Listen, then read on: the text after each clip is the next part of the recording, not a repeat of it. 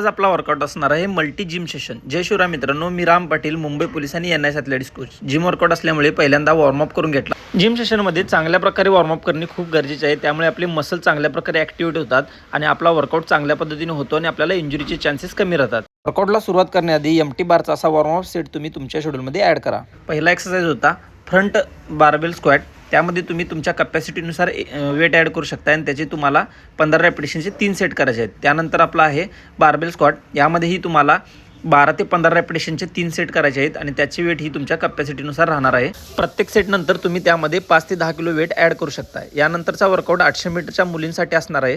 यामध्ये तुम्हाला front dumbbell squat घ्यायचे आहेत। याचेही तुम्हाला एकूण 3 सेट करायचे आहेत। त्यानंतर असणार आहे आपल्या अप्पर बॉडी वर्कआउट आणि हा आहे वाइल्ड ग्रिप लॅट पुल डाऊन। याचेही तुम्हाला 15 रेपिटेशनचे 3 सेट करायचे आहेत। यानंतरचा वर्कआउट आहे क्लीन। हा रनिंगसाठी खूप महत्त्वाचा वर्कआउट आहे आणि याचा फॉर्म कसा आहे बघून घ्या।